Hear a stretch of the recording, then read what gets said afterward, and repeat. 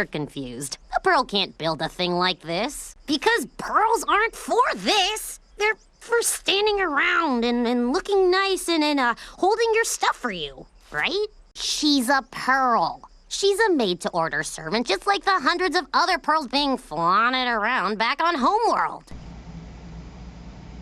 So what's going on, everybody? Storm here. It is time for the review of the episode Back to the Barn.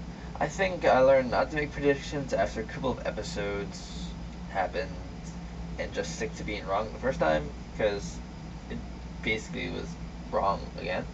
I don't know. Well, anyway, Rebecca Sugar, you make me sad. All these episodes have been really good, and I know you're just waiting to give us episodes that won't be. So that would kind of stink.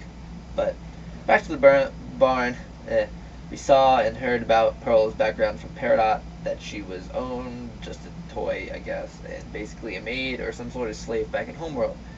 Kind of just stand around and look pretty.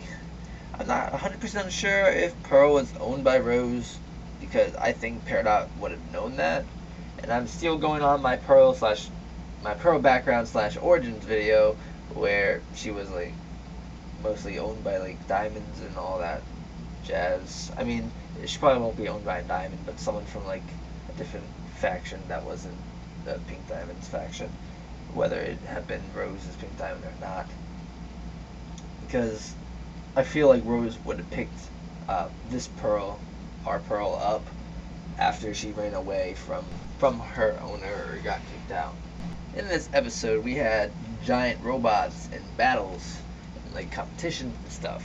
I get that was the ignition to the information from Peridot about Pearl, but it really wasn't my favorite, because that could have still been done a different way.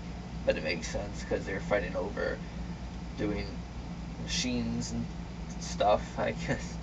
But because of that, When It Rains, I still feel is the better episode between this one, but this one is still very good. In the end of this episode, I like that Peridot accepted Pearl as her own being instead of a thing back in Homeworld. So I feel like this is another step into Peridot becoming more open to the crystal gems. But I still feel like there's going to be a catch later on when Yellow Diamond arrives. Will Peridot switch, or will she? You fill in the blank. I don't want to get in depth to the quotes from this episode here about Pearl. I may do that later. Mostly I don't want to do it now because I don't want to mess up any information from everywhere else that we have learned, like from episodes, other videos that I've done in the past, or other people's stuff.